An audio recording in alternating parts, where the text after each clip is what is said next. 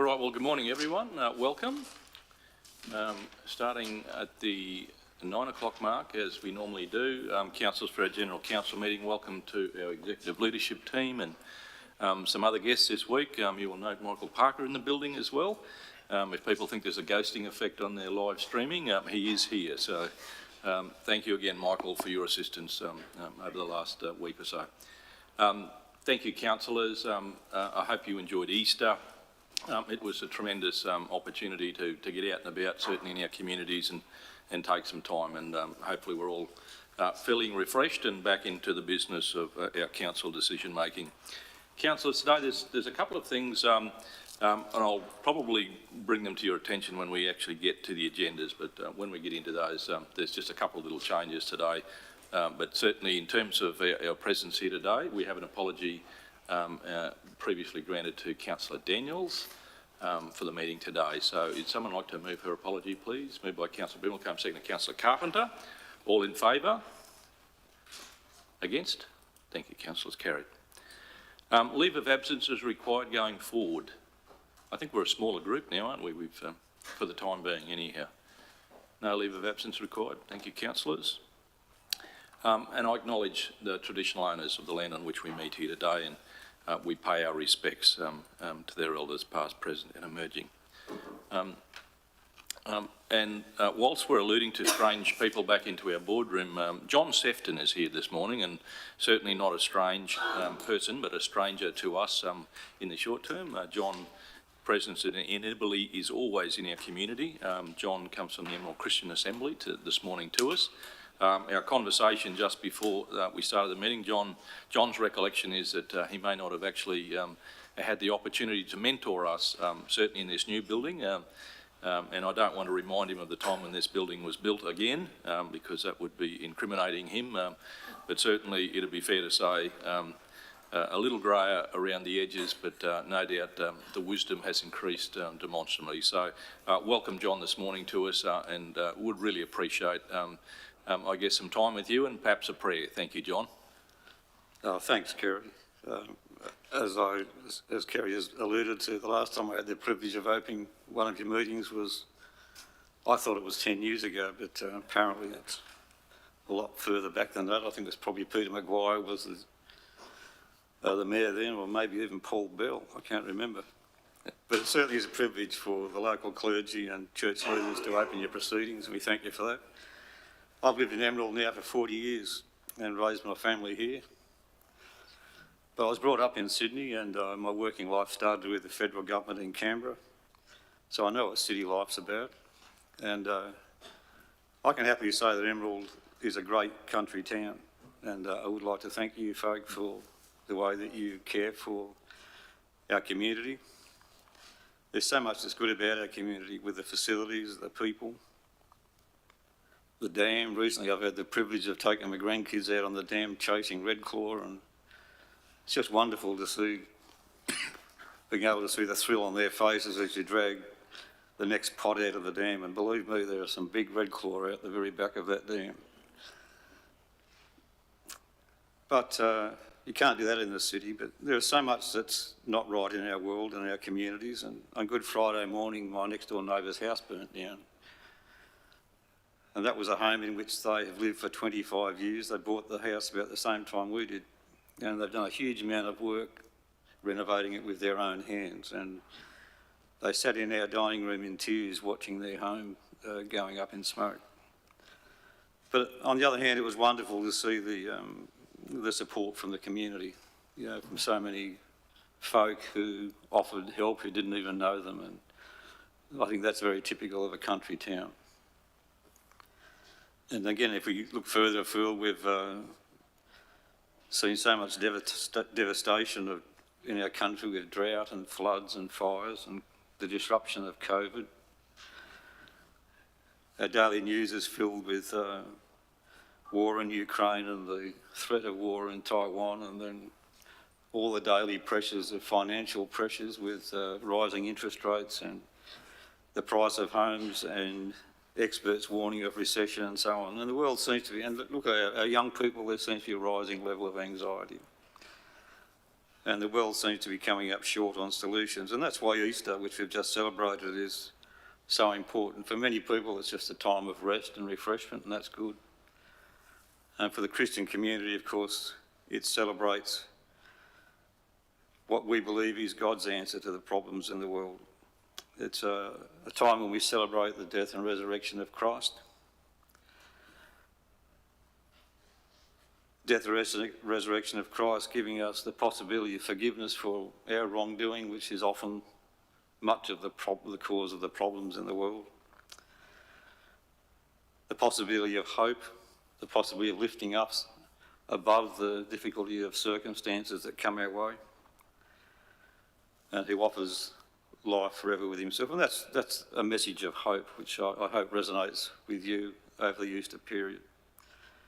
And so my prayer for each of you today as you go about your deliberations, as you look for ways of helping our community, just pray for your wisdom, for guidance, for an enlarged vision of what is possible in this town, and for grace in your discussions, which unfortunately is so often lacking in the federal and state political levels. So let me pray for you. Father, I thank you for these men and women who have given up their time to lead our community.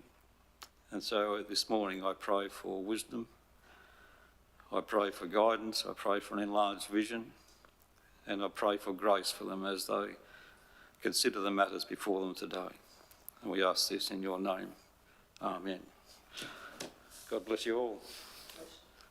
Thank you very much, John, and please don't leave it another 10 years before you do come back. You're welcome anytime, John, so yeah, thank you very much, John.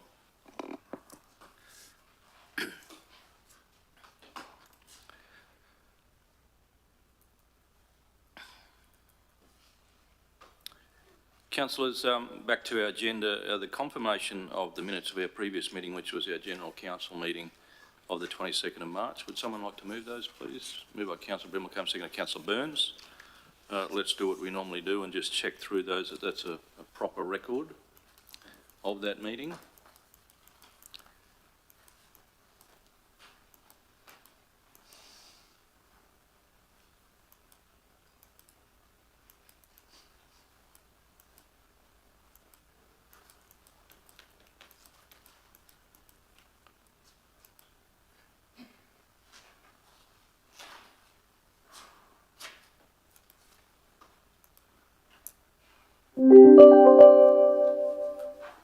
Right, councillors, happy with that? It's been moved and seconded. All in favour? Against? Thank you, councillors. Carried. Any business arising out of those minutes?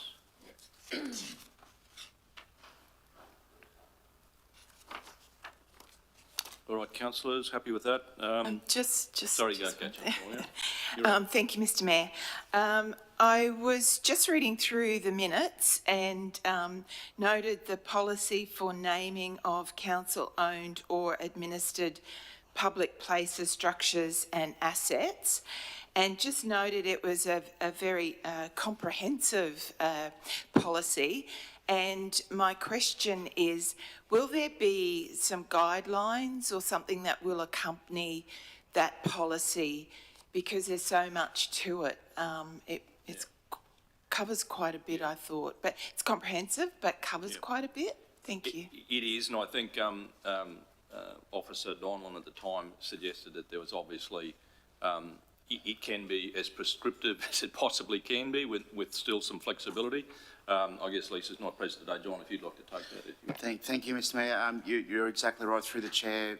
There will be a guideline developed for that, and you're exactly right. It is very comprehensive, but still there is that element of the context, I suppose, will be required to, and a guideline is the best way to do that. So that will be developed, and look, Lisa isn't here I haven't checked in with her to see where she's at with that, but I'll certainly come back to you, councillors, on where that guideline is at. Okay. Thank you very much. Thank you. Thank you, Councillor Moore. That was a good point raised. It was a good discussion. Councillors, no more business out of those minutes? All good. Review of our outstanding meeting actions. Councillors, that's there for you.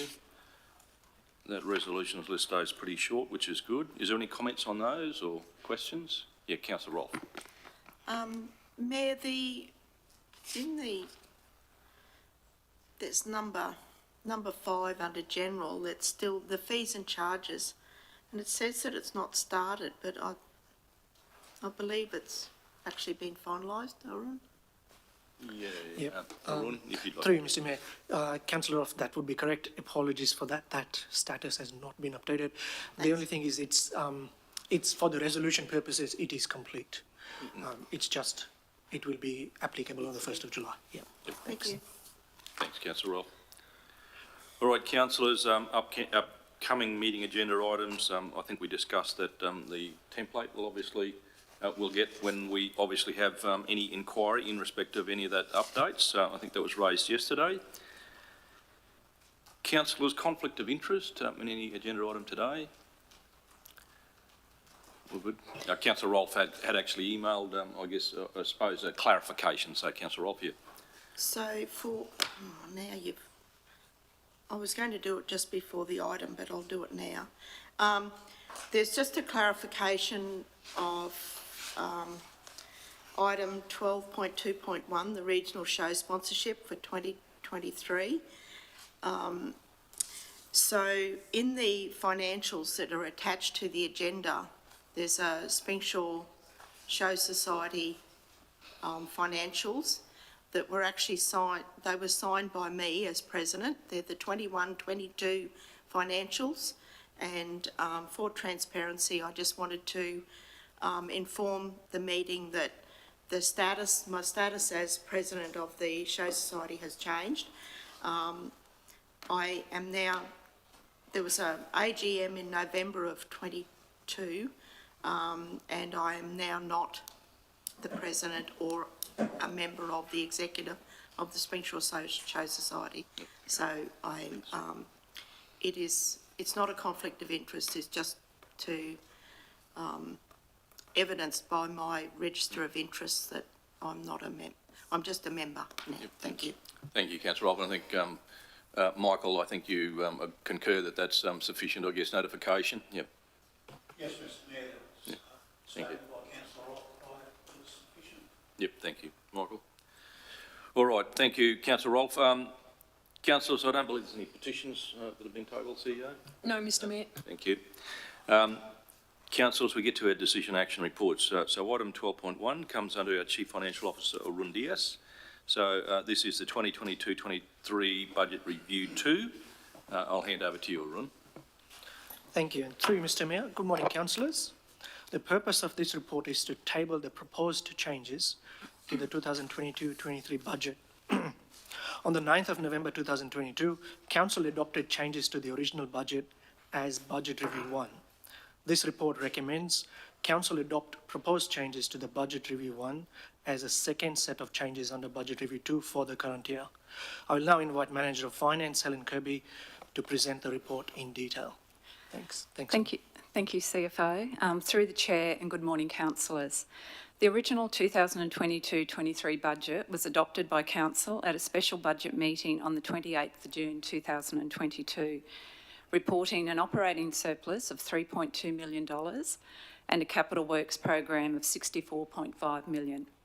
Budget Review 1 was adopted by Council at the General Council meeting on the 9th of November 2022, revising this operating surplus to $2.3 million and the capital works program to $67.2 million.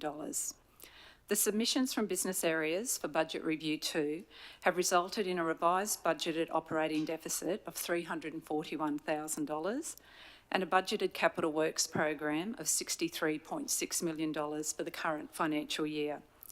A conservative approach is adopted when reviewing the budget due to the possibility that revenue targets may not be achieved or unavoidable additional expenditure will arise throughout the year. Business areas provide detailed submissions for all requested amendments to the approved budget position as part of the budget review process.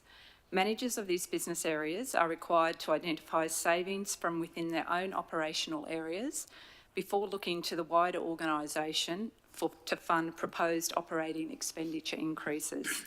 Where practical, proposed reductions in operational revenue are only considered where there are compensating reductions in expenditure. The downwards reduction in the operating surplus between Budget Review 1 and Budget Review 2 of $2.6 million is comprised of an increase in revenue of $1.2 million and an increase in expenditure of $3.8 million. The impact on operating revenue is predominantly attributed to a reduction in recoverable works revenue related to delays associated with the road performance contracts for Springshaw-Tambo Road and the Fitzroy Development Road of $6 million. The impact on operating expenditure is primarily related to fleet operating costs of $2.5 million due to inflationary pressures and supply chain constraints. Additionally, estimated costs of $300,000 have also been proposed at Budget Review 2 in relation to the recent workplace incident that occurred on the 20th of March. These costs have been committed but currently remain unspent. Due to the unforeseen nature of the incident, the costs committed are not currently budgeted. In accordance with Section 173, subsections 2 and 4 of the Local Government Regulation, a local government is able to spend money not authorised in its budget for a genuine emergency if a resolution is made before or soon after the money is spent. In requesting changes to the capital program, managers must consider the capacity to deliver the project in the current year. At Budget Review 2, the current adopted capital budget has been revised downwards by $3.7 million to $63.6 million. This reduction in the capital program is the net impact of adjustments to project budgets due to increases in costs, new emergent capital projects approved last financial year but not completed until this financial year, and identified projects that have been reforecast for completion into next financial year. Since Budget Review 1, there has been no changes in the amount of external grant funding expected to be received for individual capital projects. Council's current adopted long-term financial plan, which covers a 10-year period, has been updated to reflect the proposed Budget Review 2 capital and operating amendments. Based on this update, the 3 key sustainability measures that Council is required to report on indicate the Council's budgeted financial performance remains sound for the whole of the forecast period under the revised budget. Although the operating surplus ratio for the current year at negative 0.2% is outside the target range, the ratio remains within the target range of 0 to 10% for the remaining 9 years of the plan, reflecting the annual operating surpluses recorded during this period. The net financial liabilities ratio for the current year is calculated at negative 2.1% against a target of less than or equal to 60%.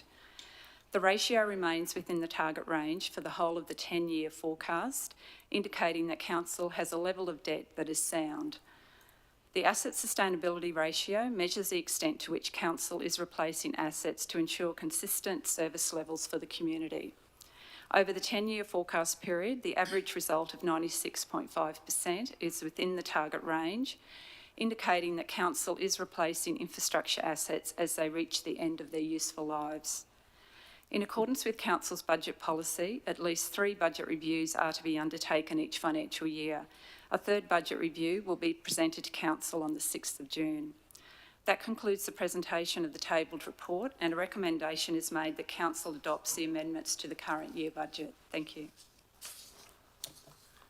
Thank you very much, Helen. And I guess clearly this narrative obviously supports that broader economic narrative that shows that certainly cost indexation has certainly caught up, I guess, to us all in terms of inflation, and certainly the on costs, and no greater example of that than we are contemplating, a couple of major capital projects now that we're starting to see where that indexation is having an effect on our capital budget.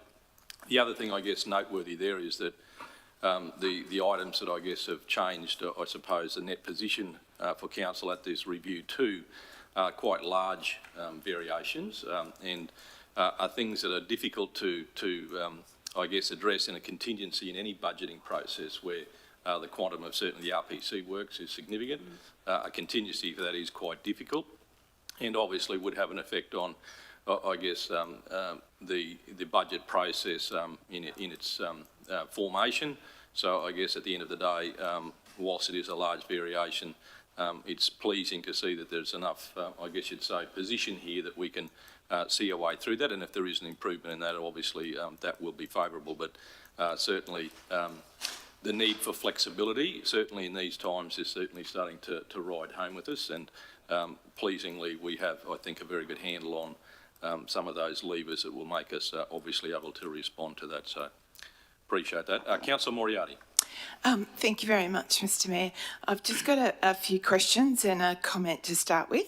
Thank you very much again for all the comprehensive reporting that you do from the finance, and thank you for that list of all of the capital projects as well, just for transparency, so everyone can see that as well as the councillors, so thank you very much.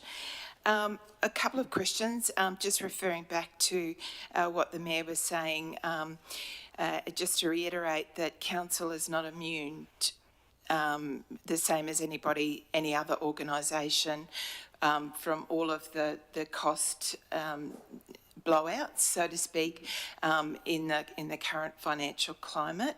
And I did note there, due to inflation and also the supply chain constraints. So thank you for that. It's an important point. I'd just like to reiterate that the Mayor made. Now, my question is just to get clarity.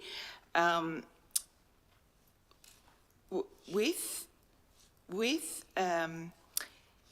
the BR2 deficit of the $300,000, does that include the income of the $1.2 million? On page 27, the second last paragraph says that, the last paragraph says that between BR1 and BR2 of $2.6 million is comprised of an increase in revenue of 1.2 and an increase in expenditure of $3.8 million. So I'm just wanted to clarify that the deficit that we've got currently has included that income as well. Just through the chair, that's correct. So a deficit position of $341,000 incorporates the revenue increase of 1.2 and the expenditure increase of 3.8. So it's the net impact to derive that new operating deficit. That's okay, correct. Yeah. Thank you very much. And the thing that I think was the most alarming for me was looking at the surplus going from 3.1 to a deficit of $340,000, and we've still got how many months to go? A quarter still left. So, and in my calculations, I was looking at the deficit has been closer to the 3.4 million, and lucky we had that 1.2 million come in, or else the deficit would have been around the 4.7. However, the other question I wanted to ask, if that's all right, Mr Mayor, was the $6 million that is due from the road performance contracts with Springshaw Tambo Road and Fitzroy Development Road of $6 million. Is the $1.2 million that we've already received part of that $6 million? No, sorry, just through the chair. No, so at this stage, we don't anticipate receiving that gross income. That amount is offset within expenditure, because we do actually get some savings through our contractors. Yeah, thank you. I thought that we would be incurring the costs accounted for without that income coming in. But one thing that I really wanted to understand, make a point is that given that, like everybody else in this current climate, council's exposed to the impacts of that. My concern is that the state government will also be exposed to the same pressures, and I just hope that as council, as a contractor for the state government, that when we quoted our contract, that that we're probably also incurring extra expenses over and above that, potentially. And I just hope that if pinch points come, that that the state government will also understand if we need to be recouping more than what we probably quoted for. Look, that's a fact, and I suppose if you look at in its on its own, I guess that that RPC contract. I mean, if there's any good out of that adverse change, it's not a net change to our bottom line, but $6 million. If you took that line out with the variations that BR2 has offered us, we would be in a lot sounder position, and there'd be a surplus. But clearly, that particular item, whilst it's not a net $6 million because there's operating costs that actually come out of that, yes, that is a big change. That is very difficult to insularise the council against. And can I say that's a state government contract? And normally in the past, there's been a sensitivity about an amount of money like that at that particular time would be difficult for local governments to handle, and clearly it is. So I guess I know the General Manager of Infrastructure has spoken to us before about how we budget for this sort of work previously, and exposing this, because each year that is almost impossible to have a contingent budget against, because you would be looking to find $6 million in your original budget that has to come from ratepayers to cover that risk of that RPC contract. So it's always generally accepted as a risk that we put in there because we think it's going to be there. But, you know, from my perspective, what you've just said about state government, we would be saying out of this, this is a classic example of why when the state government sets their RMPC or Q-trip or whatever it is, that we actually have some better guarantees or better understanding about these costs. Because, you know, it's very, very difficult for us to offset ourselves against it. So you raise a very, very good point. And Mr Mayor, just in closing, thank you for that. I was just trying to gauge also how much, I suppose, how much that $6 million will go towards improving our deficit position.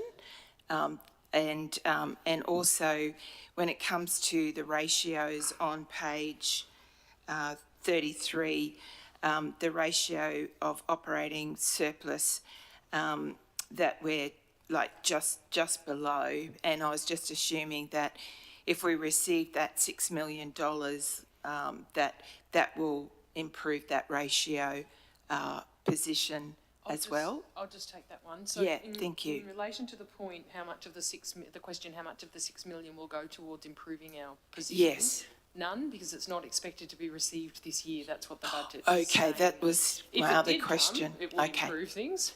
Right. It was budgeted to come. We had a much better surplus. We had a surplus position. But now that we are aware, because of the lateness of the contract coming in from TMR, yep, and because of the issues on one of the projects around cultural heritage, we now know and can put in our budget and have put in our recommended budget for adoption that $6 million will not come in this year.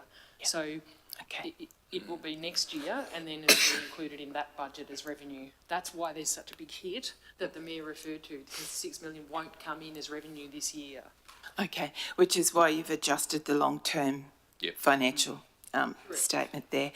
And my only other comment was that when we had financial management training, we were told you don't just look at your capital, you also have to, you know, really look at your operating, because I think at the time we were given an example of a council that had just had administrators come in, and it was because they didn't keep the eye on the ball with the operational costs. So that was just my point as well to make, given our situation.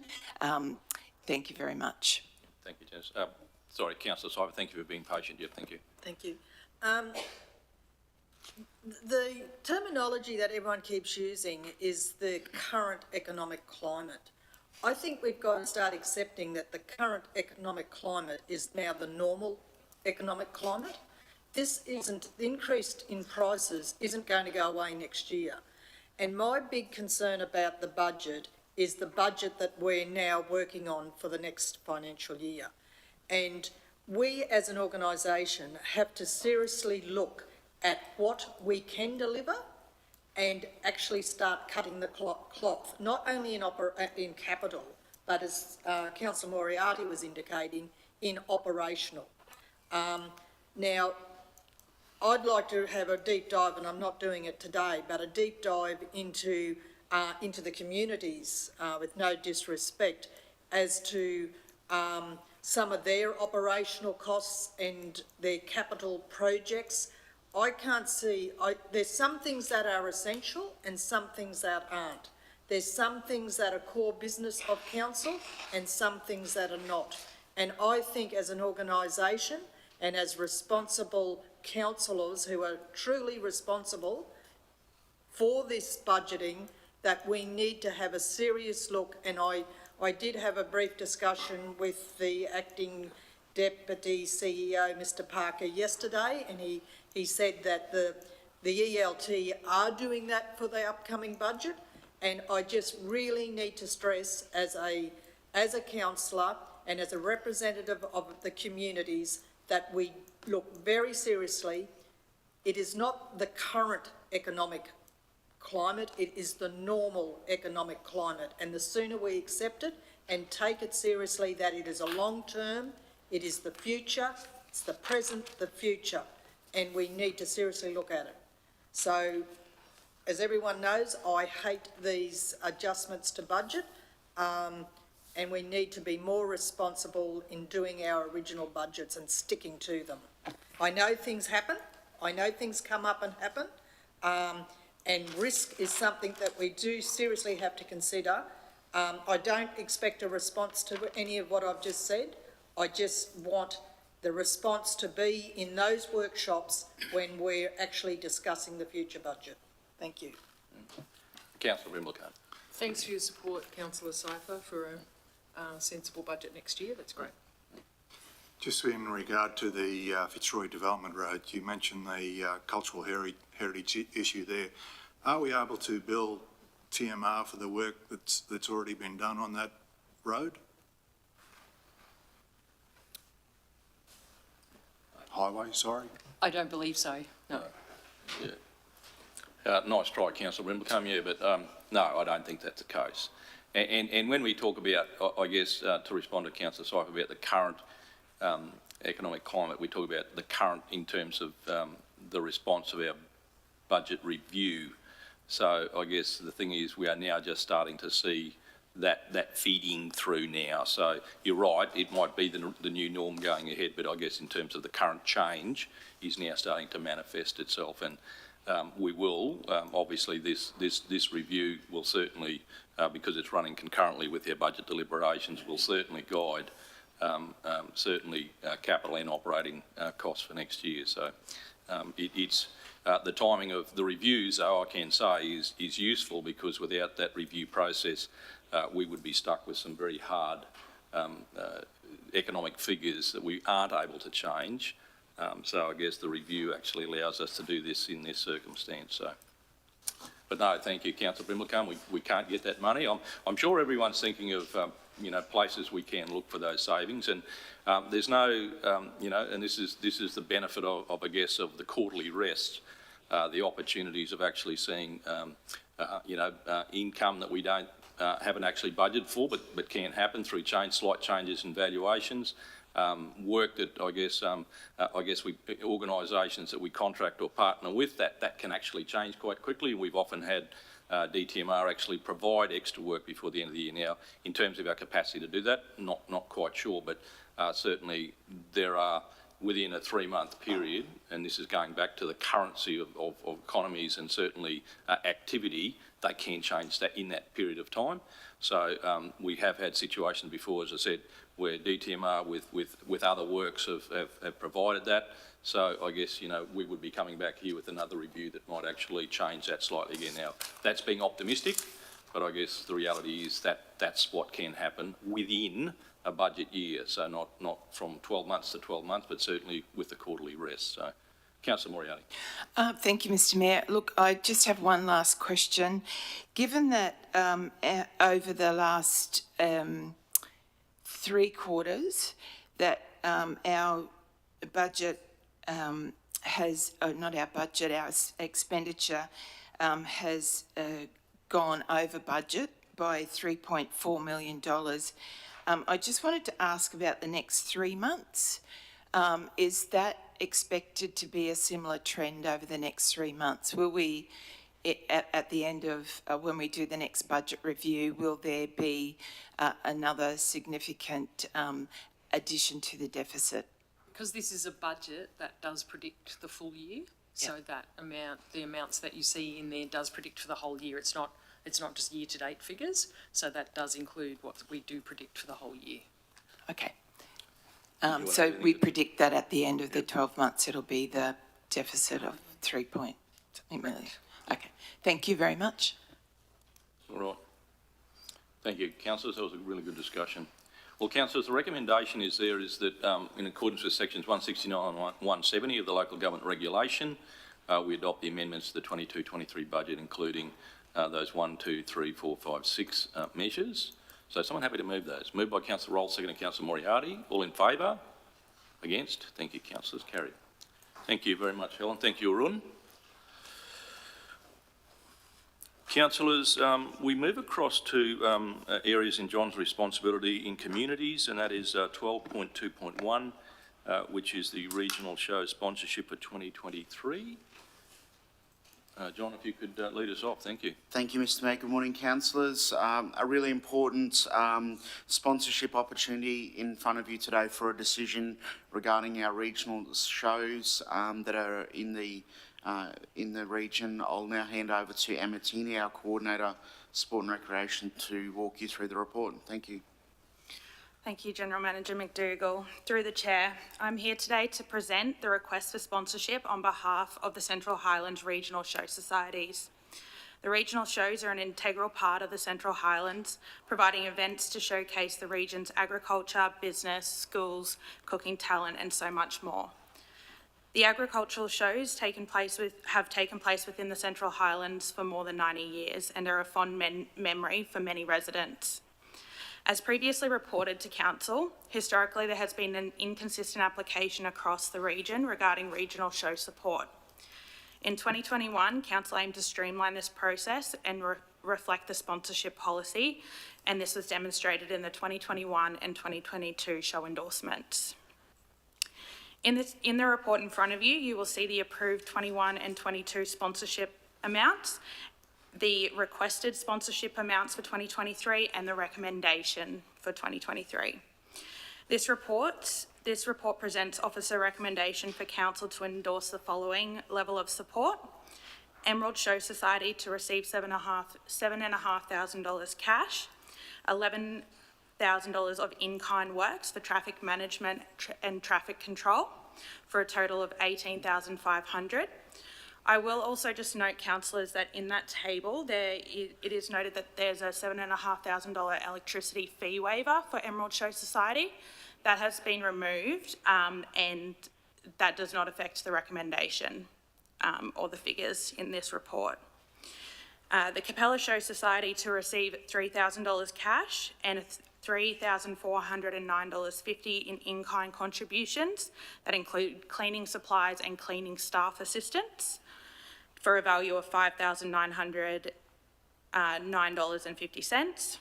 Springshore Show Society to receive $3,000 cash plus in-kind support of $2,887 for the traffic management plan for a total value of $5,887. And the Comet Show Society to receive a $3,000 cash sponsorship. The total recommended sponsorship for 2023 is $33,296.50. All applicants will be advised of the approved sponsorship in writing, and the show societies will be advised that council must be recognised as a sponsor of their event. I'm happy to answer any questions if you have for endorsement. Thank you, Emma. Councillor Rolfe. Yeah, thank you, Mayor. Emma, it's not a question, it's just to inform the meeting that the Springshaw Showgrounds has got a street runs right through it, and until now we haven't really seen the need to actually have street closure. However, the way things are and the increase in participation at the show has made us aware that we really have to have a street closure for pedestrian for safety. So that's why. And the only other one, of course, is the Comet Showgrounds is actually not council owned, so it will be. That's why it gets a cash donation only. Thanks. Yep. Thank you, Councillor Rolfe. Councillor Moriarty. Thank you, Mr Mayor. I have a couple of questions, please. The first one is, if this is adopted today for the sponsorship, the cash sponsorship, or actually that's my question, is I'm confused. So how much will be left in the overall donations pot, so to speak? I shouldn't call it a pot, it's an allocated amount that council have in their budget each year for donations. So can you answer that? Yes, Councillor Moriarty, through the chair, the current year-to-date spend of that budget is $60,732 of a $114,000 budget. Can you just say that again? Sorry, the That amount? was $60,732 spent year-to-date. Yep. And it's a $114,000 budget. Okay, so about 50,000 left. Okie dokie. What my question is that I'm getting very, very confused.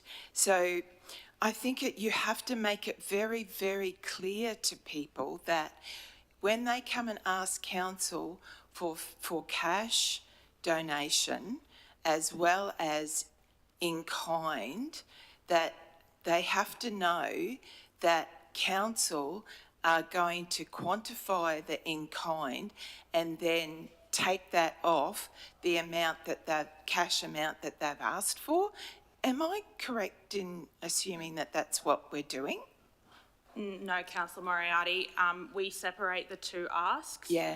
So the in-kind, generally the organisations don't know what the value of that in-kind is. So for example, the Capella Show has asked us for cleaning assistance and supplies. Yep. So we have to value that. So that's either through council staff time or through a contractor. Yep. And then we put that in as a recommendation, the value that we can support. Yep. And then the cash is separated out separate. Yeah, it's just that I just couldn't line up the amount. So the Capella, okay, so they asked between 3,000 and 5, so we went 5 plus the in-kind quantified. And then for Emerald is a bit different because... So Emerald Show Society requested $12,000 in cash. Yeah. And then a number of in-kind items, including the traffic management, some council staff labour, a portable Telstra tower for council to organise. Yep. So in the recommendation, you will see that there's a reduced value of cash from what they've requested as the recommendation, and the in-kind part that council can support is the traffic management. Okay, so I found that very confusing to get my head around, and I think that has to be made very, very clear to people, because people think that in kind does include potentially some costs for council, as well as any in kind uncost things that don't cost. I just think that that was very confusing for me. So people just need to know that if they're going to ask for, say, for example, $12,000, that council will quantify anything that they've asked for as in kind, and therefore take that out of their cash amount to say that's what we're providing. Like, I find it confusing. Perhaps if I just take that one, the first Yeah, part of yeah, what you said there is, thank you. for clarity, the first Yeah. part of what you said there is correct. Yeah. So a request gets made for cash. Yeah, In preparing to consider that request for Yeah. cash, council officers also quantify the amount of in-kind support that Yeah. council is providing, Yeah. which is different to the cash request. Correct. And then they put both of that information together. A request has been made for the 12,000. Yep.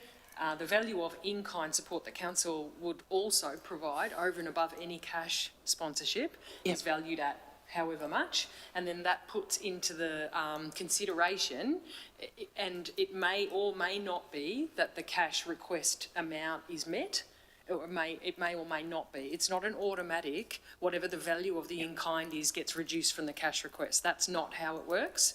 We just quantify both, and then the consideration as to whether or not to say yes to the full 12,000 or some other amount would take into account the value of in-kind. It wouldn't be automatically reduced by that value. yeah. And look, I understand there's a process. Thank you very much for that, explaining it. I understand there's a process, but it just in reading the way people put their submissions in, it's like they're two separate things, not included.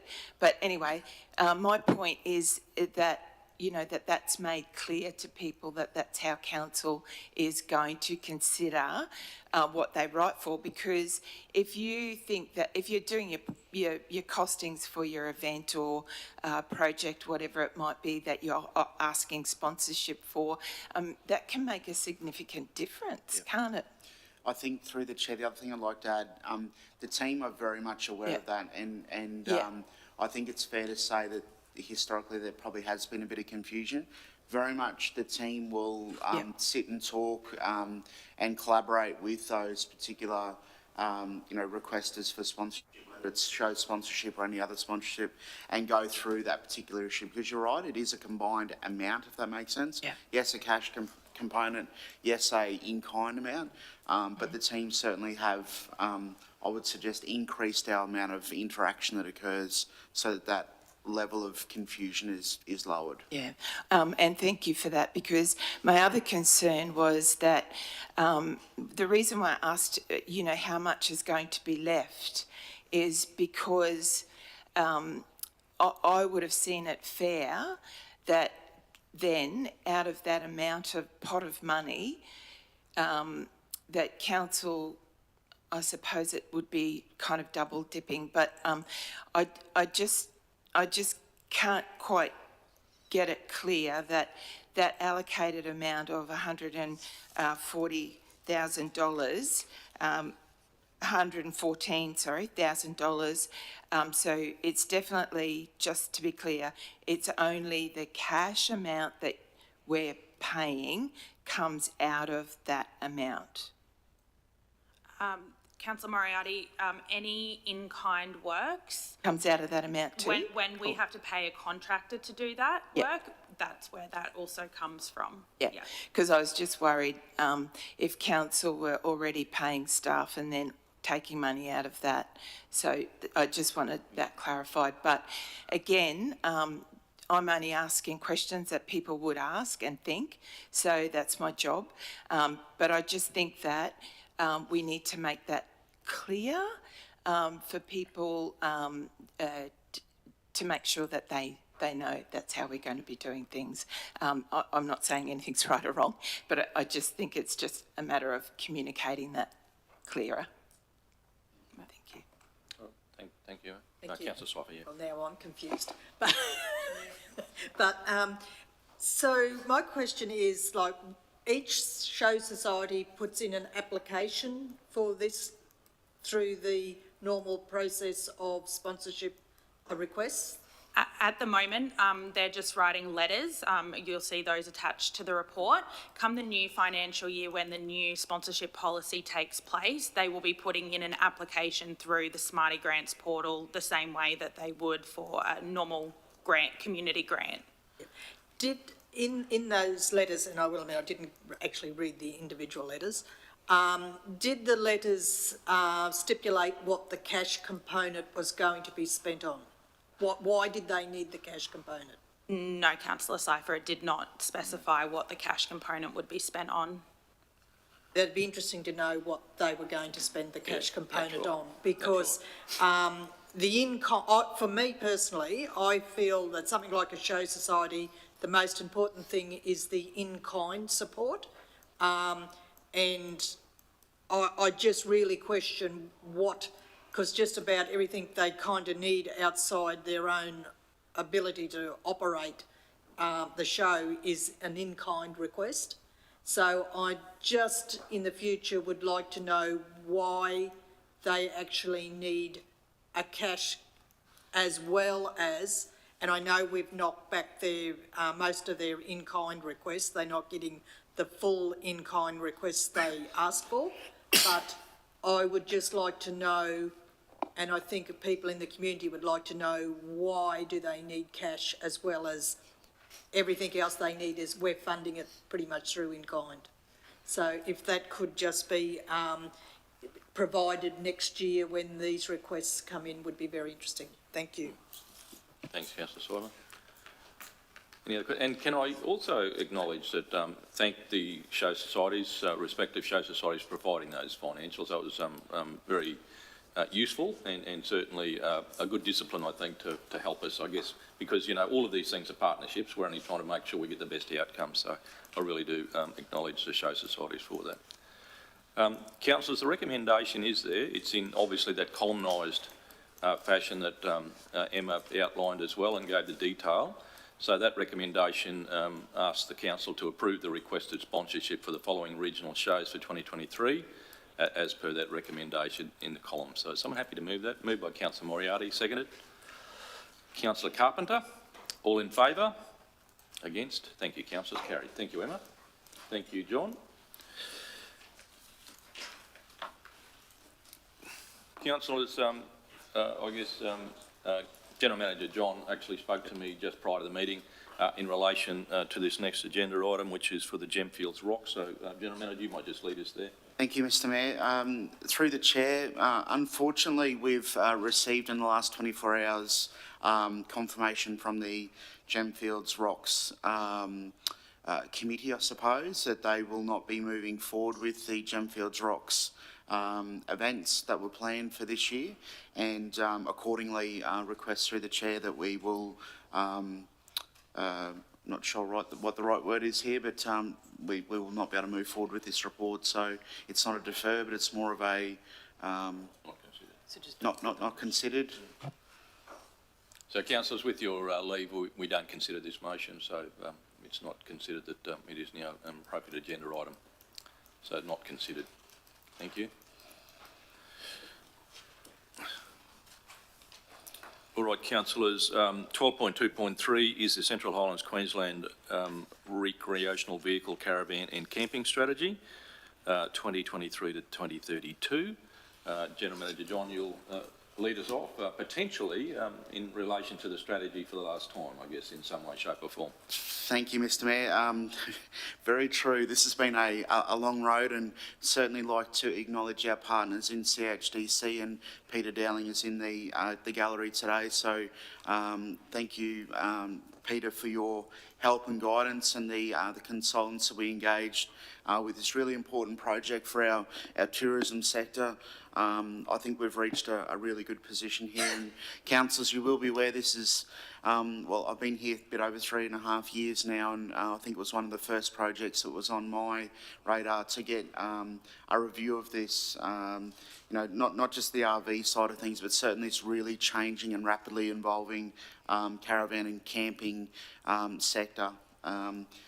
It is really important for our region. It brings in a massive amount of money, and we're just hoping, certainly with this strategy, that it will only enhance our capability and ability to not only attract but retain all of those RVs, caravans and campers within our region, just even for one more night. So, councillors, I hadn't intended on going through the report in total. As you are aware, we've had a number of workshops. There is an action plan which has some short-term, medium-term and long-term measures in them. As I say at this point, with every strategy, this doesn't lock us into a capital investment.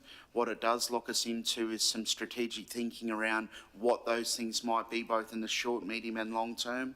My commitment to you is that together with our CHRC partners, we will be bringing opportunities to you in the coming years that will fulfil some of these strategic items within the policy. So you will still have the ability to make informed decisions at points in time throughout the coming years that may fulfil all of the aspects of this strategy, or even some of them. I'm intimately aware that we'll have a new council, this time sort of next year, and that may change the strategic direction as well. But for now, this is where we've landed. I'm very comfortable with the strategic direction that it provides, and I'll commit this report to you for approval, and we'll move forward from there. Take any questions as required. Thank you, John. Well, with your indulgence, councillors, Peter, did you have anything that you might add to the report and the work? Sure. Come on up, Peter, if you wouldn't mind. Thank you. I think it's only appropriate that, this was certainly an opportunity for CHDC to offer this work on behalf of council. Yeah, thank you, Mayor. Good morning, all.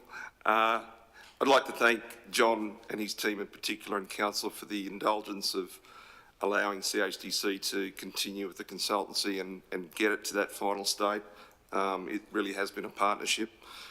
As John alluded to, strategies are often high-level intentional documents. This is that. It does have an action plan. We do look forward to working with council on that action plan. We'll identify throughout the actions what is workable, what is doable for the region. There are some actions that maybe from a consultant's perspective they think are worthy for our region. We as a region might think otherwise. So, we'll take that on board. We'll give it a good look at, and we look forward to progressing with it. Yeah, thanks, Peter. Councillor Cypher. Thank you. I think the first time I heard about RV-friendly communities was in 2012 when I first came on council. We talked about a strategy then, and it's actually finally here. And I think it's a good strategy. I do always have concerns, particularly in the current economic climate, with action plans, but looking through this, the immediate actions for 2023 are pretty basically achievable to a certain degree. I like the comment Peter made about consultants might suggest things, but people living on the ground in the communities know what we need in our communities. So, I'd just like to say that I am very pleased to finally see this document here, and a big thank you. I know it's been a bit contentious over time, but a big thank you to CHDC for delivering this. I was really impressed by it. Thank you. Thank you, Councillor Cypher. Councillor Moriarty. Oh, thank you very much. Again, I thought it was a great strategy. I've only come on board recently, but I thought that the consultants that came in and worked with us to do this made it, this strategy real and achievable. And yes, I agree, very diplomatically put there to Peter. What I was going to ask was just looking through, which is what I liked, looking through some of those short-term actions as well, a lot of the actions that are there for council to do realistically are already on our scheduled capital works or programs anyway. And I just thought I would just ask the question for 23, 24 anyway, that we have and we are integrating and making sure that we're cross-checking with some of the items that are in there that council has got that in part of their capital works mainly, I think. Through the chair, I'm probably happy to answer that one. The answer is yes and no. And look, we're at a very difficult time. If you take Councillor Cypher's comments before about the deliberations that are occurring at the moment with our future budgets, both operationally and capital, those discussions are occurring as we speak. So there are capital bids that are in for certain aspects that hit the strategy action plans. Whether or not they end up in the final capital program, I'm certainly not going to sit here and absolutely commit to that. Councillors, dare I say, you will have a big hand in, well, not even dare say, you will have a big hand in making those decisions for our community moving forward. Our officers will put forward opportunities for us, but I can tell you right now there are some significant safety, compliance issues based on our asset management plans that will come first from a priority perspective, and what's left over is not going to be a lot. And I'll just put it out there that, and I don't want that to be an alarmist or, you know, shooting from the hip, but that is the fact. So we will be very calculated in what we bring back to you for decisions, and where we land, I just won't guarantee that today, but there are capital bids in the process for your consideration. Yep. Thank you very much. Thank you for answering that you are having oversight between that. And my only other comment was, I know when I looked at it, but I thought I'll ask the question anyway. On page 4, and I'm sorry I didn't pick it up before, on the map, we've got all of our communities except Arcadia Valley, but I'm assuming that you haven't got Arcadia Valley there because it doesn't have a petrol station, given it's a tourism type thing. However, I just thought that given on the other page, it's got Lake Noga, that's how I pronounce it. It's probably pronounced wrong for some people, but I thought you might be able to say, oh, there's Arcadia Valley, Lake Noga's just near there.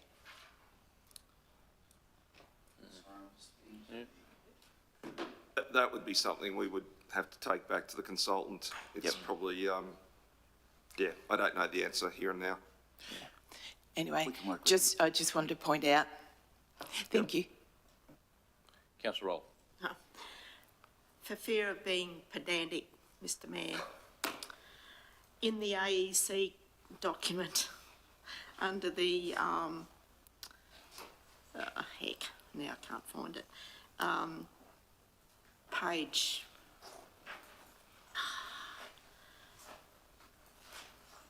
under the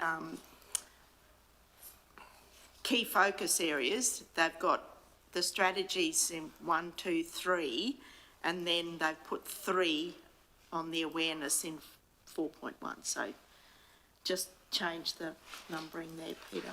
We can do that. Yep. Happy to take that on board. Yep.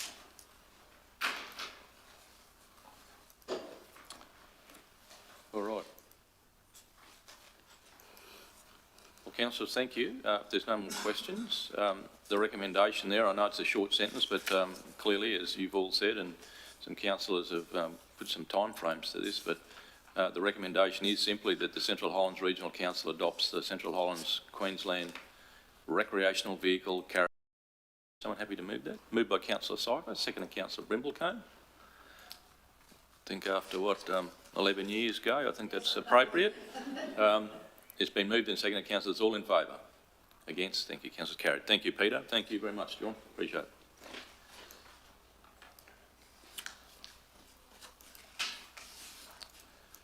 Councillors, we move along to our community grants, 12.2.4. And councillors, can I just do a little bit of an adjustment before we start the discussion? Councillors, there are, in the body of the report, there's obviously those eligible organisations and there's a colonisation there of ineligible organisations. Now, through this process, and you'll appreciate there's an external panel that consider these, or a panel that we have some external people on that consider them. We had an ineligible organisation named there, the Capella Country Music Club Incorporated. I guess through the process, and this is where there's a good check and balance in with our organisation, there was the opportunity to go back there and actually rectify the fact that the Capella Country Music Association is an eligible organisation. So a flying minute has gone back to the panel. They've been comfortable with that eligibility. So in fact, there's an amount of $5,000 which was what was requested and subsequently approved for them. So they will move from the ineligible column across to the eligible column. So, councillors, for those that are actually making sure they get their numbers correctly, the amount of, or the totals that will have been approved will have Capella Country Music added to the eligible organisations, and that total will increase by $5,000. So that amount will be $178,793.28. And of course, if you go back to the implications at the back, the budget remaining with the pre-existing ineligibility had $5,387.30 being the budget remaining. Well, that now will reduce by $5,000, so there will be an amount of $387.30. So can I just say, without labouring the point, criteria that was sort of assessed, an opportunity to check that when we come through and actually double check that, which is a good process. That eligibility has been qualified, and subsequently that amount with the panel has been approved. So, councillors, you're just doing a little bit of adjustment to numbers there, and I'm sure that's what Marnie's doing right now. So, councillors, I'll let John introduce this and obviously to his officers. Thank you. Thank you, Mr Mayor, and look, apologies, councillors, for the late change. There is one other, it is some additional funds of $20,000. The team will go through a little bit of detail on that. That was handed back through that last round for a eligible organisation, I suppose, that wasn't able to expend that funds, but I will get the team to go through it. But it's certainly not ideal that we make these last changes, so I do apologise, but it is pertinent, and I suppose demonstrates the robustness in the system. And thank you to Councillor Moriarty for sitting on that particular group and is well aware of what's happened in this situation, and more than happy for Councillor Moriarty to speak if required as well. But just to quickly go back, Mayor and Councillors, the Community Grants Program provides that opportunity for community groups and organisations to seek grants to support their local projects. This contributes to the quality of life and livability of the Central Highlands. The program runs 2 rounds per year in February and August. As you're aware, councillors, through the chair, there are 2 amendments to the resolution. The team will go through that in a second, and I'll now pass over to our Community Development and Engagement Officer, Sharon Wildsmith, and our Coordinator, Arts and Engagement, Katerina Hatzipenny-Goddess, to tell us more about the report. Thank you, team. Thank you, General Manager McDougall. Through the chair. The Community Grants Program offers community the opportunity to apply for grants in 3 categories. The categories are Community Assistance Grant, which is for organisations with a community focus. Their main objective is to provide community benefit outside of sport and recreation activities. Funding is to a maximum of $5,000. The second is the Sport and Recreation Assistance Grant. This is for organisations whose objective is to provide organised sport and recreation activities. Funding is to a maximum of $5,000. The third is the Community Improvement Grant. This is for both community-focused organisations and sport and recreation organisations, with the aim of achieving aspirations of the community. Funding is to a maximum of $20,000. The Community Grants Assessment Panel met on the 29th of March to assess Round 1 2023 applications and subsequently considered additional information by flying minute on the 11th of April regarding the proposed changes to the recommendation. This round, Council received 30 community grant applications. In the report, you will see that 25 of these were initially considered eligible and 5 ineligible. Upon further review, we have found one of these from Capella Country Music Festival to also be eligible. This application was assessed by the panel and scored competitively with the eligible applications.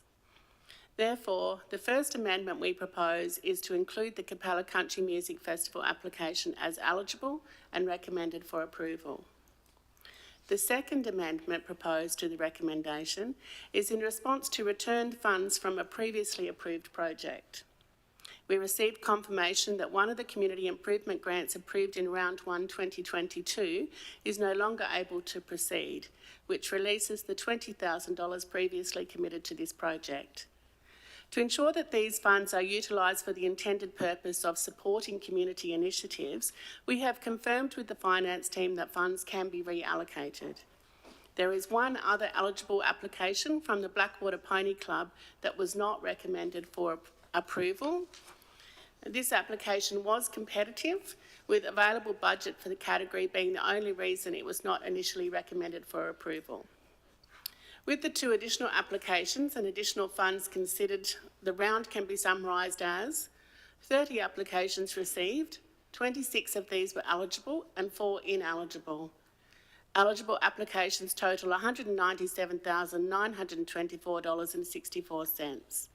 Available funds for the round total $199,180.58.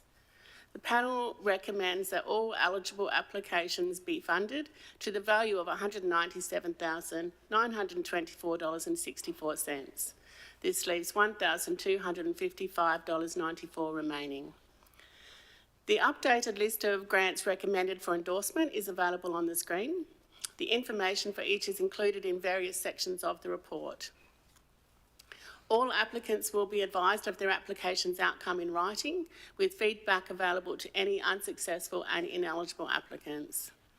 Thank you again, councillors, for your patience in considering this updated recommendation to fund 2 additional projects. We'll now hand over to councillors for any questions.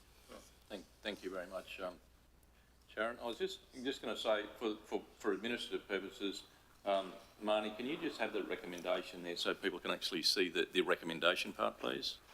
So that it'll be, the amount will be adjusted, and it is for 25 applications. 26. 26 now, is it? Is it? Oh, yeah. There for reading. 26, yep. Okay. Right. Sorry, councillors' questions. Councillor Swiper. Thank you. Just for true transparency, just to clarify, with the country music one, Capella, it was assessed originally, so it was deemed to be eligible to start with. Was that just an administrative error when you wrote your report that it got dropped off and said ineligible? Through the chair. Why in the report is it saying it was ineligible, but you assessed it? So where did the problem come from? Through the chair, I believe that I was not present on the day of the assessment. There were some questions that the committee or the panel were considering over the course of the day, and in determining their final recommendation at the end of the day, felt at that time that after making that assessment that the application wasn't eligible and didn't include it in their initial recommendation, and so we wrote the report. I just can't hear you very well. Sorry.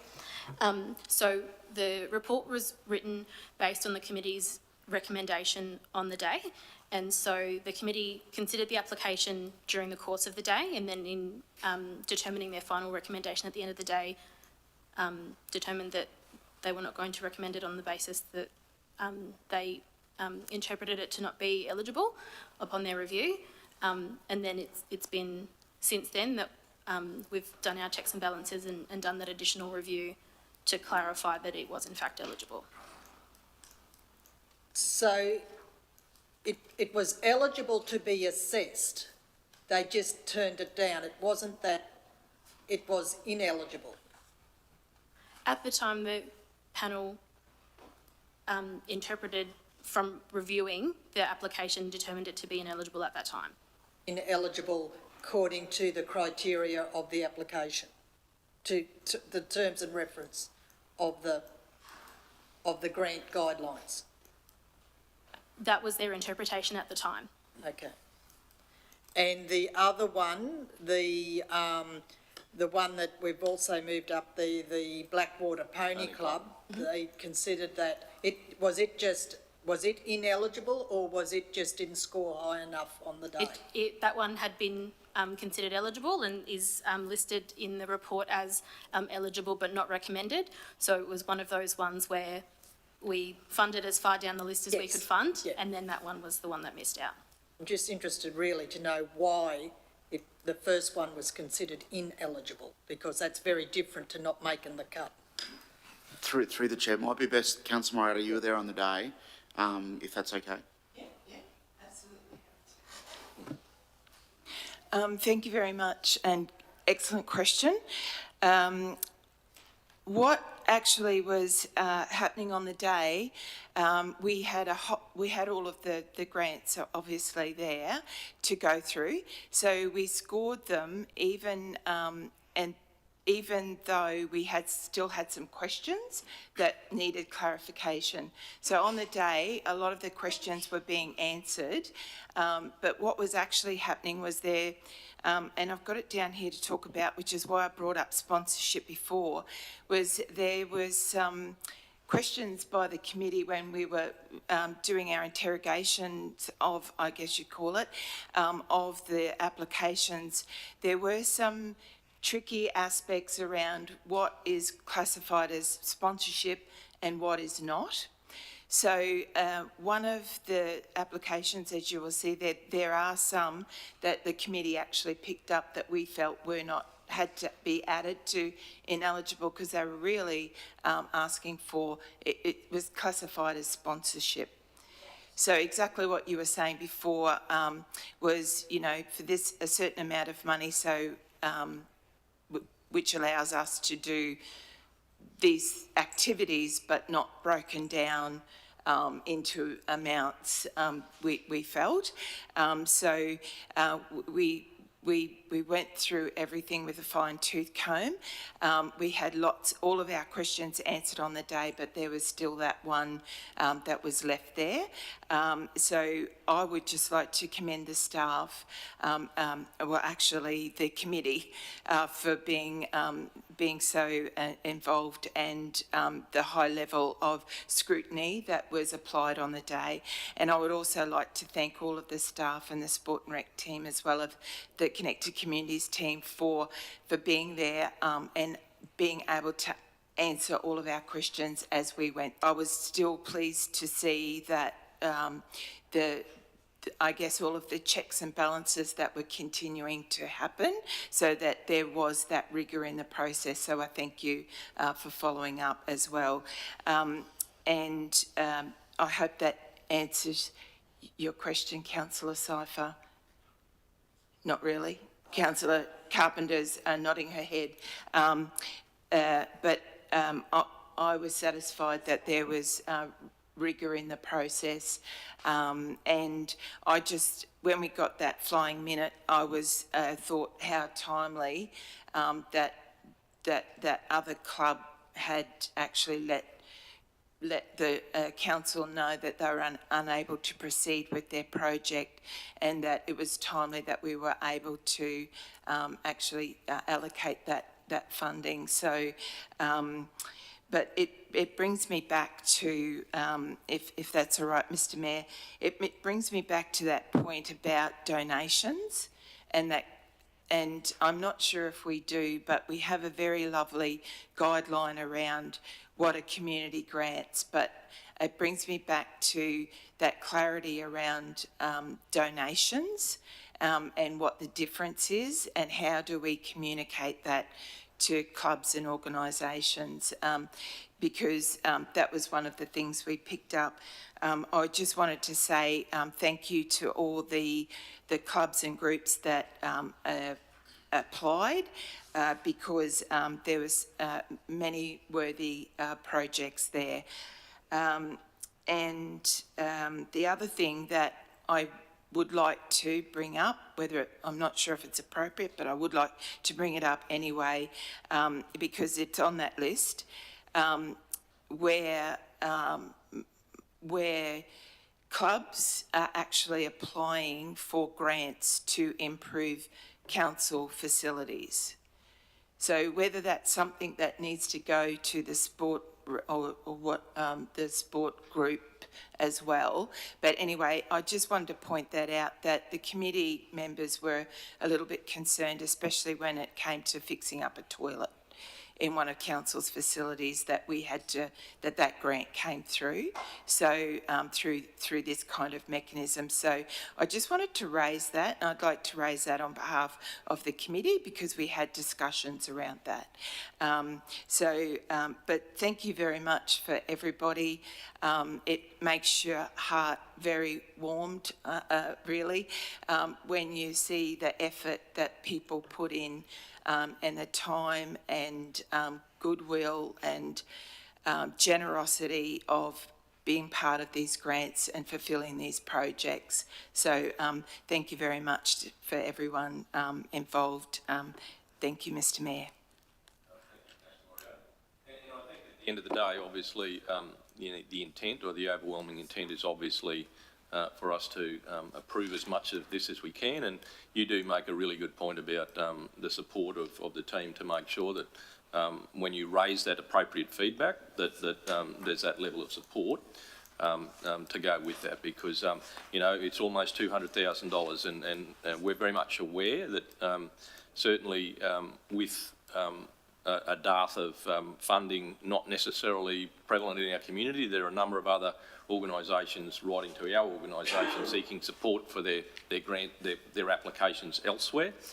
So clearly that will be a trend that it would seem from all outward sort of observations is going to continue. So it is very important. Can I also say, though, that the awareness of this fund has been heightened considerably over the last few years, and that is a testimony to the team, and I think there's a really good understanding of applicants. And I mean, a future progression will be getting very skillful at these. So I guess at the end of the day, we will have people that'll be making the applications to your panel, Councillor Moriarty, that'll make it easy, because they're very much aware of the sort of requirements that we have. And but I guess the overwhelming intent that we do want to get money out to clubs that really want to actually spend it on good things. So it is really pleasing to see. So, councillors, you do need to not consider those numbers I gave you before. They only included the Capella Country Music. So obviously the change to the $20,000 that's come back and the subsequent re-granting of that money to the Blackwater Pony Club makes it that total up there $197,924.64. And obviously that bumps the number of applications up to 26. Councillor Rolfe, sorry, yep. Mayor, I just wanted to make a comment about the increase in the sport and recreation organisations that are actually applying for this sort of funding.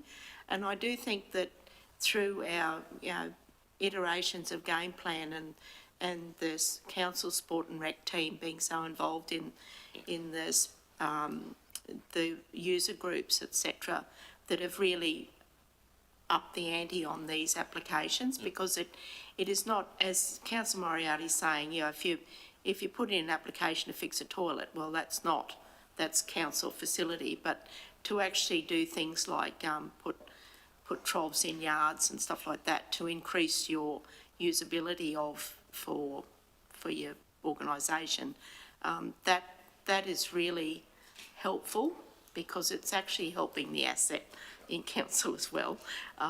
However, so there's to it, but it has increased potentially, and it's really great to see that it's happening.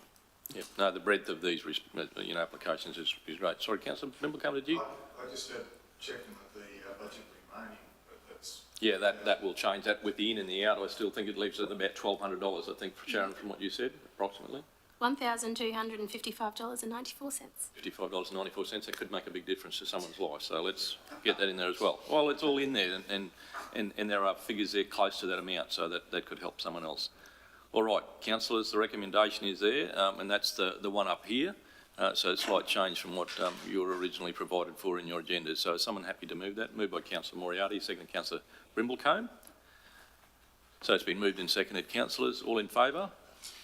Against? Thank you, councillors. Thank you, team. Thanks, Kat. Thank you, Sharon. Thank you, John. Thank you, Councillor Moriarty, for providing some additional information there that was useful to us. Councillors, I'm aware that we might break for morning tea, but we might deal with the new member nomination in our Central Highlands Arts and Cultural Advisory Committee, which is item 12.2.5, and then we might break. So, councillors, if we could go to that under your hand again. John, thank you. Thank you, Mr Mayor. Hopefully this report won't be as complicated, so apologies, be a bit more straightforward. Through you though, Mr Chair, the Central Highlands Arts and Cultural Advisory Committee, known as CHRC, is a council committee established to encourage the participation and optimal service delivery for council communities regarding the areas of arts, cultural and heritage programs, regional projects and activities. The committee also functions as the assessment panel for the Regional Arts Development Fund. I'll now pass over to Kat Hatzi-Panagiotis, Coordinator Arts and Engagement and Manager Connected Communities, Suzanne Poulter, to tell you more about the new member nomination. Thank you, team. Thank you, General Manager McDougall. Through the Chair, per the CHRC's terms of reference, there are 12 community member positions on the committee. Currently, 6 of these positions are filled, and community members are invited to submit expressions of interest at any time until all these 12 positions are filled. Any submissions received are reviewed monthly. In March, 1 expression of interest was received from Helen Chivers. Helen works in Capella in the education sector and has a visual arts background and has been a winner in both annual art awards since relocating to Emerald last year. If endorsed today, Helen's tenure on the committee would begin immediately, just in time for our upcoming meeting on the 12th of May, and her tenure would continue until June 2024, aligned with all of the community members on that committee. We commend Helen's application to you for endorsement and hand over to you for any questions. Thank you, Kat. Councillors, questions? Very happy family, the Chivers family. I think they nearly cleaned up at Springshaw. They're young artists. Heidi. Helen's daughter, yeah.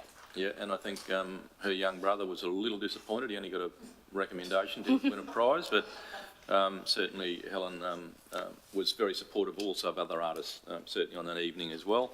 And of course you might recognise the name. Stephen Chivers mightn't work too far away from us just here, but certainly a very, very committed artistic family in many ways. So the recommendation is there, Council, we endorse Helen as a member of the Central Highlands Arts and Cultural Advisory Committee. So is someone who'd like to move that? Moved by Councillor Moriarty, seconded Councillor Burns. All in favour? Against? Thank you, councillors. That's carried. Thank you, Kat. Thank you, Suzanne. Very convincing. Well, look, councillors, we might adjourn our meeting now for morning tea, and we'll come back at quarter to 11, if that's all right. Thank you.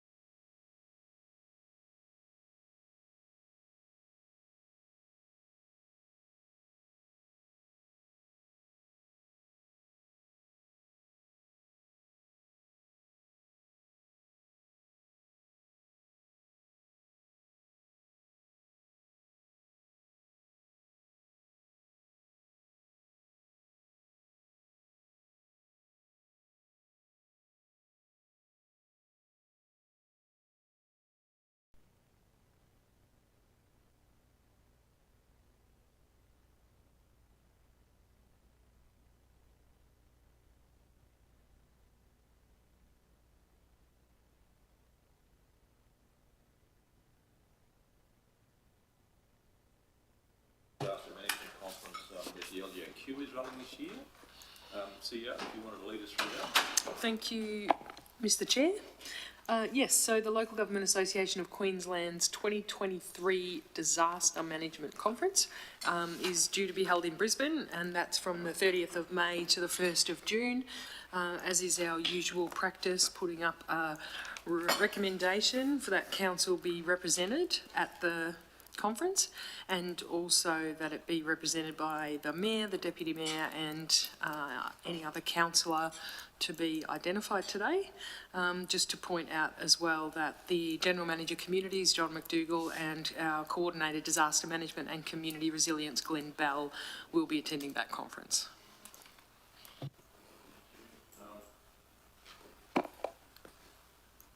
Councillors, and just for clarification, I spoke with Marnie Wilson. She said there might have been a conflict on this with this date, is it, or is that the roads conference?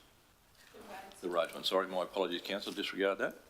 All right, Councillor. So this is. Yes. Yep. All right.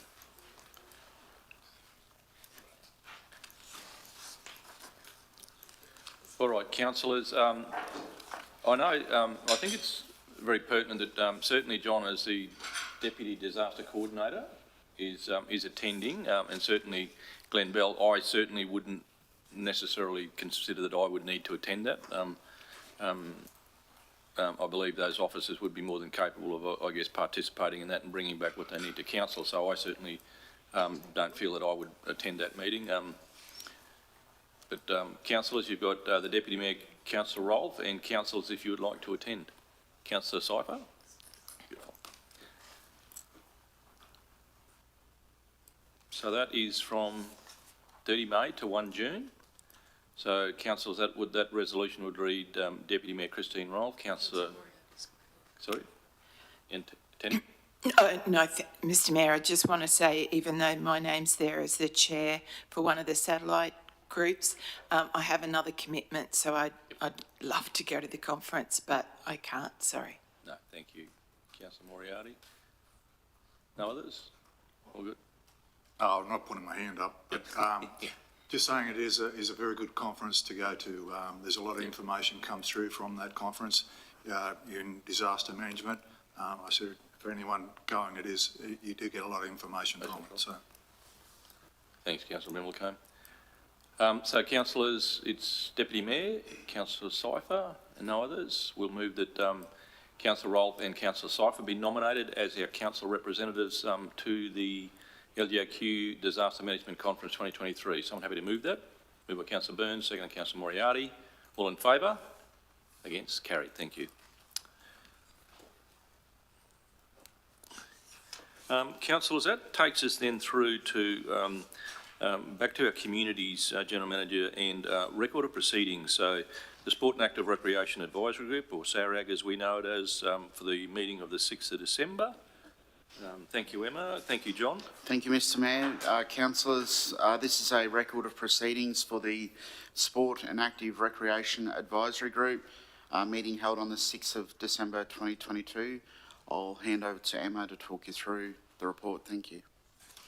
Thank you, General Manager McDougall. Through the Chair, I'm here today to present the record of proceedings for the Sport and Active Recreation Advisory Group meeting number 4, 2022, held on the 6th of December. The records were reviewed and confirmed by the advisory group at the most recent meeting on the 14th of March.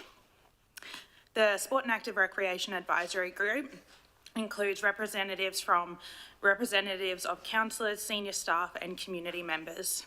The purpose of these meetings is to give residents and representatives from the community, sporting clubs and associations, industry experts, the opportunity to provide advice and seek feedback from the Central Highlands Regional Council. In return, the group provides guidance and recommendations on matters relevant to the strategic direction of sport and active recreation in the Central Highlands. The report presents the record of proceedings for the Sport and Active Recreation Advisory Group to be received by the Central Highlands Regional Council as under the terms of reference. If there's any questions, I'd be happy to answer those. All right, councillors, any comments? Councillor Moriarty. Thank you, Mr Mayor. I think I raised it before when we were talking about community grants, where there's community grants coming through to fix things like toilets in council facilities.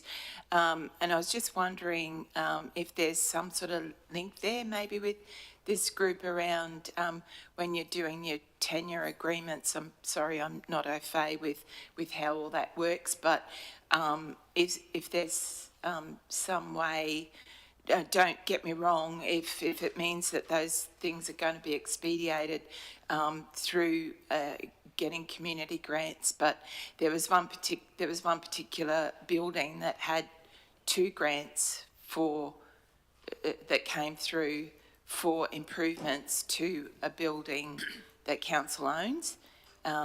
So there were several, but one for that one. So I'm just wondering, is there a mechanism somewhere?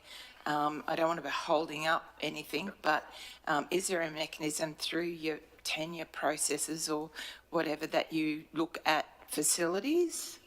I might start through the chair, and Emma, you can clean this up if needs be, but there's probably 2 different things. One is improvements to buildings for a, to increase capacity, that type of thing is different to maintenance. So if it's really a maintenance issue, so say for instance, a toilet that's been damaged or whatever it may be, then that really needs to go through the process with Sport and Recreation under their tenure agreements for managing that process. But if it is a, and that is detailed in their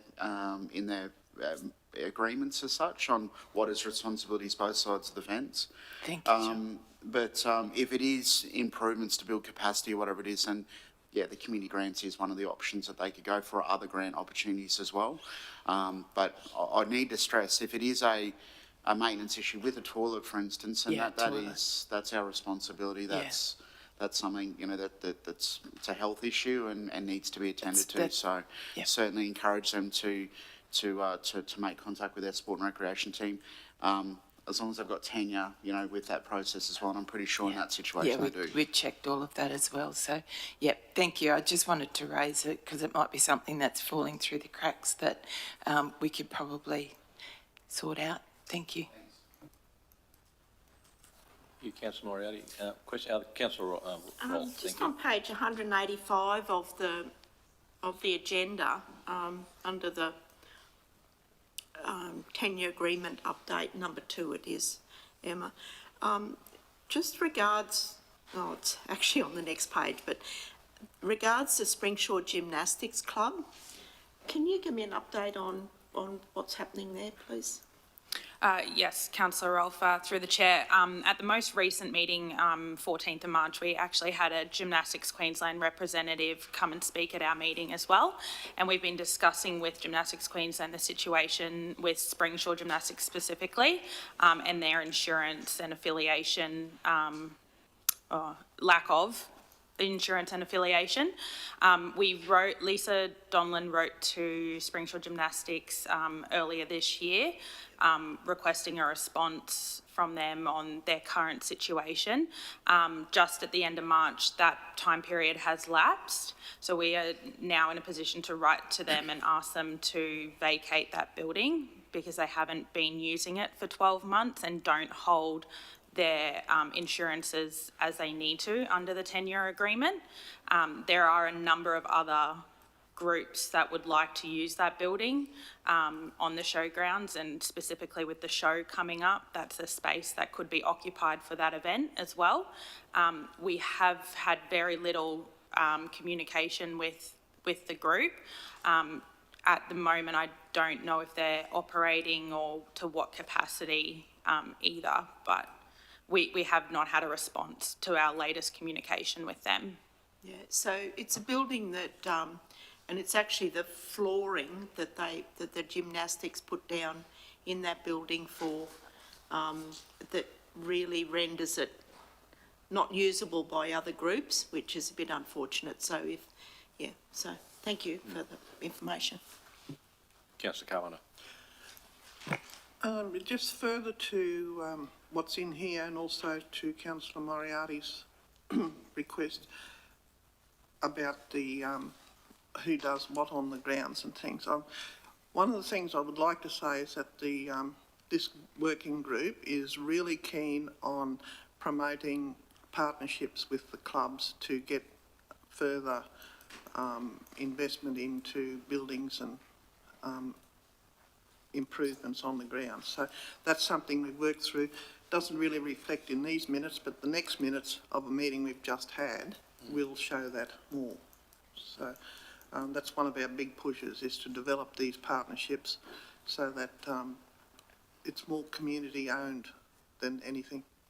Thank you. And through the chair, just to expand on that, the opportunities that do exist there is sporting clubs themselves have a lot more or greater opportunities to apply for different funding streams. So what that may look like, and certainly not holding ourselves to anything here, but it might be, for instance, us putting up a small amount of money as a local government that we otherwise would have been punching into the building anyway, and for that group to be applying for funding, and that acting as a balanced amount that could be put towards that funding application. And it's worked really well for me in other local governments. It reduces our spend into the building.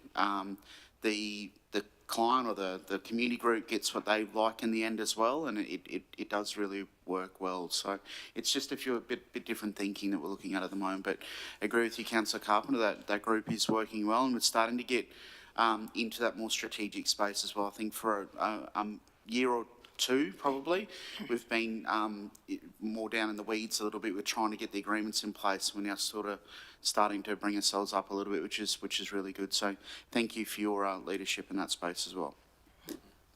Councillor Moriarty. Thank you very much. Thank you for explaining that, Councillor Carpenter, GM John.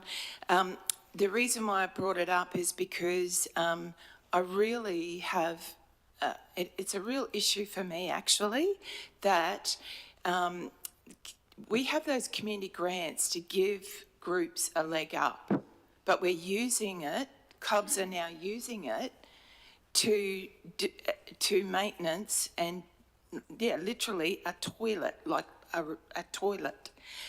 So where I'm coming from is that we need to have a good look at that. It's wonderful that we're working with the groups, and it's wonderful that they're taking initiative. But at what point are we going to be having those community grants available for groups to do things rather than fix council assets? So, I just have a little...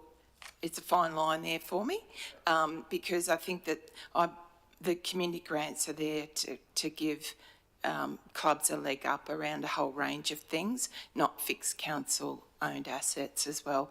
But I do take on your point about being a partnership as well. But yep, thanks, Councillor Moriarty. I think that's good feedback in a number of processes. So, yep. All right, Council, well, that recommendation is there that we just received that record of proceedings. So is someone happy to move that? Moved by Councillor Carpenter, seconded by Councillor Moriarty. All in favour? Against? Thank you, Councillors. Carried. Thank you very much, Emma. Councillors, the next is a 14.2.2 is another record of proceedings for the Central Highlands Arts and Cultural Advisory Committee. Their planning meeting from 10th of March 2023. Comes under John's hand again, and his team are here. Thank you. Thank you, Mr. Mayor. Look, I'll hand straight over to the team here to present the record of proceedings for the Central Highlands Arts and Cultural Advisory Committee planning meeting 10th of March 2023. Thank you, team. Thank you, General Manager McDougall. Through the Chair, this report presents the record of proceedings from the CHRC meeting held on the 22nd of March 2020. Sorry, not the 22nd of March, the 10th of March 2023 at Council's Emerald office. This was a shorter meeting as it was held on the same day as the RADF assessment. So there are two key items for noting, that Sharon Gimbert has tendered her resignation from the committee. Sharon was one of the founding members of the CHRC, and her many years of service have been very much appreciated. A letter of thanks will be sent to Sharon as a token of our appreciation. And members discussed the Film Friendly Council project and next steps to progress this initiative. I'll hand over to councillors for any questions. Yeah. Thank you, Kat. I think it's a part of what you raised there, Sharon's resignation. It was sort of snuck through, and at some appropriate time, it'd be lovely at one of our functions there that we might acknowledge her contribution, if that can be arranged at some point. Certainly, she's not in Emerald at the moment. She's currently interstate, so we are hoping that when she's back in town that we'll be able to celebrate her and her achievements. And it would be nice in her, I guess, amongst her art friends, if that was an occasion that could happen, that'd be great. So appreciate that. So, Councillor Moriarty. Yeah, thank you, Mr Mayor, and I'd like to concur with that, and a big, huge thank you to Sharon. I know over the years she's been a very strong advocate for making sure that our arts and cultural community have been, supported through council, and all of the great work that she's done in my association, not just through that group, but the art group supporting other groups in the community. So, a huge thank you to Sharon, was instrumental in that. Mr Mayor, I do have a question, which is on page 5. I note that the last dot point there before heading 4 general business, it has Capella State School PNF, Josh Arnold's Small Town Culture Workshop. Is that for Josh Arnold to do one of the video clips for the school? Yes. Oh, same as what we've awesome. done in Gindi and in other areas. Oh, Yeah. awesome. Yeah. Oh, good. Thank you very much. And one more question, sorry, Mr Mayor. Just good to know he's still doing that. My other question is on page 3, where it has Emerald Arts Precinct facelift. Mm-hmm.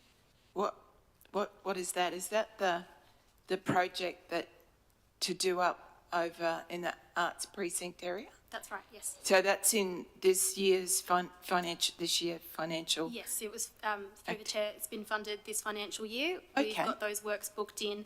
The schedule has changed slightly since the meeting. So the electrical upgrade is currently being undertaken in that area. So that is going to be happening first, and then the other works to the space will be happening afterwards in late April or May. Oh, good. I might follow up so I can have a look at that, because that's exciting. I know other councillors, and including Councillor Cypher, have been instrumental in getting a lot of work done there. So, awesome. Thank you, Mr Mayor. Thank you, Councillor Moriarty. Councillors, that recommendation is there that we'll receive that record of proceedings. Is someone happy to move those? Moved by Councillor Moriarty, seconded by Councillor Burns. All in favour? Against? Thank you, councillors. That's carried. Thank you very much. Thank you very much, Kat. Thank you, Suzanne. Councillor, another record of proceedings here is for our community consultation at Capella for 22nd February 2023. Sits with Carrie's General Manager, Customer and Commercial Services. Carrie, if you could do that for us, please. Thank you, Mr Mayor. Through the chair, good morning, councillors. This report provides a record of proceeding, as the Mayor has indicated, from the Capella Community Consultation Forum held on the 22nd of February. I now hand over to the Manager of Customer Service, Rebecca Brosnan, to speak to this report. Thank you, General Manager Nudston. Through the chair, good morning, councillors. As General Manager Nudston has indicated, this report this morning presents to you the record of proceedings for the Capella Community Consultation that was held at the Cultural Centre in Capella on the 22nd of February. There was good attendance at the consultation after the General Council meeting held in that township earlier on in the day, with an apology from Councillor Daniels. There was many representatives from council and community in attendance in the evening.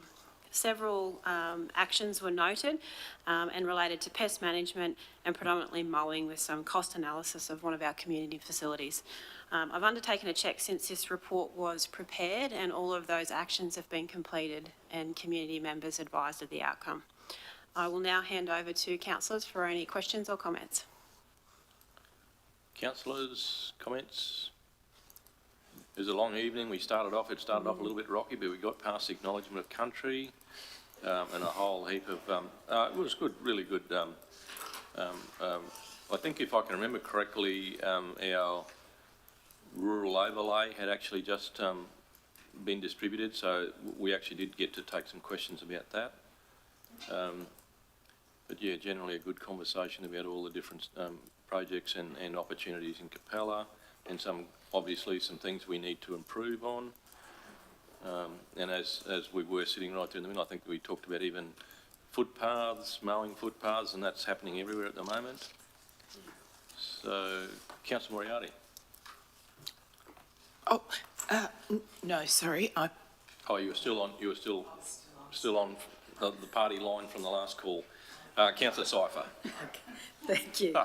I just did want to pass comment on the proposed amendments to the planning scheme in relation to the rural, the overlay for rural tourism. It certainly was raised at Capella. It has been raised at a number of different meetings, CRG in the Gemfields, and the team have been out doing the public consultation on it. There certainly has been a lot of questions and a lot of opposition, I think is a fair enough word to say, from the rural sector about this. I am aware that AgForce came to Emerald, was it last week or the week before, to assist people in their response to that amendment. And I'd just like, and one of the requests from the Gemfields meeting was that there be an extension on the period of time to respond. And I'd like to thank GM John's team for providing a 4-week extension for those responses. I think we're going to be stunned with the amount of objections we get to this.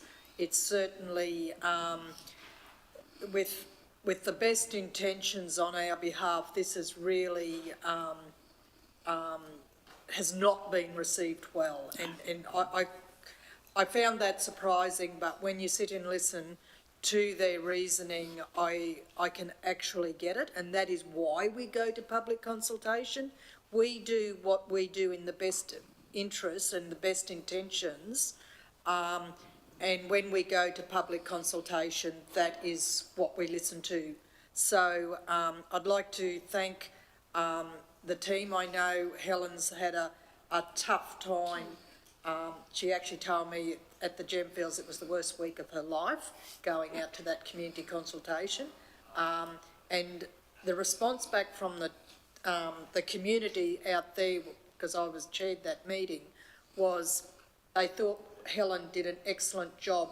When we took her out of the professional role at the CRG meeting and separated the ones who were solely interested in that agenda item, I actually separated them out from the CRG meeting, and Helen spoke to them one-on-one. They said she handled herself extremely well, and all the responses, there was about 4 or 5 pages worth of response, went back out to answer their questions. So I just want to commend that team on their community engagement and prep people for the fact that there is going to be a lot of response to this amendment. Thank you. Through the chair, I just might respond in some way, and I think Councillor Cypher, in the true sense of the word, you know, the community consultation democracy will work in this instance, and it is great to see. I certainly recognise, being the leader of that area, it hasn't gone the best, and you know, there's been very much differing points of view with regard to this, and I'll concur. It was absolutely with the best of intentions that we've wanted to go down this path. So ultimately, though, we'll wait to receive the feedback, and I agree with you. It will probably be the most feedback we've ever received on a planning scheme amendment. Well, any that I've ever been involved with, to be honest, in my career. So, but that's a good thing as well, and we will go through the process, and we'll make sure that we take all of that on board, and certainly include council in that decision making process moving forward. Thanks, John. Councillor Rolfe. Just, Mayor, thanks, Mayor. Just regarding the pest and weed discussion and also the wild dog, just to say that we are going down, it may be rabbit holes, pardon the pun, but various avenues being investigated for funding for pest and weed management in local government, and it's across local governments. And also, we are at CHRC meeting next week. We hope to be able to talk to the department about the 1080 situation and for control. So it's a slow process, but we are trying to do it as best we can. Councillor Burns. Oh, yeah. I think you've been trumped there with the rabbit hole things there, so yeah, thank you. No, just in support of Councillor Cypher, I've received a number of calls about that overlay. Yeah. I think one of the main ones brought up with me was a concern that just having that overlay, even if it's not used or not, will still increase the valuation of the land because it could be used in the future easily. So, but yeah, it'd be good if we looked at that feedback before we just apply it. So. And just to concur there, Councillor Burns, we won't be proceeding past a point without coming back to council and showing you the feedback, sharing the feedback, and we will collectively make that decision, and I'll give you that absolute commitment. Thanks, Councillor Burns. All right, councillors, the recommendation is obviously around receiving the record of proceedings, but it's also in relation to the CRMs that are attached to that. So, councillor, someone happy to move those? Moved by Councillor Brimblecombe, second to Councillor Cypher. All in favour? Against? Thank you, councillors. Well, we counted you 4. Thank you, Councillor Moriarty. Carried. Right, councillors, I think that's all our record of proceedings and our agenda items. So it brings us to general business. Do councillors have any? Councillor Moriarty? Yep. Oh, good. Thank you very much. Look, I'm very, very excited. I think, Mr Mayor, you alluded to it when we started the meeting this morning.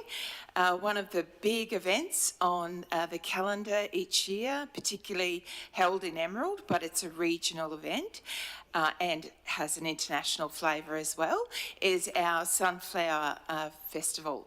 So it was very, very exciting to be involved, and thank you to Council for having a float on there this year.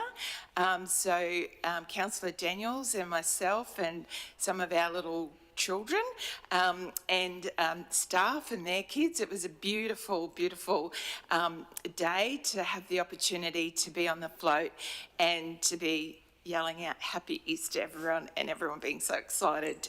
It was beautiful. So I just wanted to say thank you very much to the committee, the Sunflower Committee, who work extremely hard to put all of this together. A council is a sponsor, but that committee actually have a huge number of sponsors, and I know that they brought some more sponsors on this year. So it's over 5 days.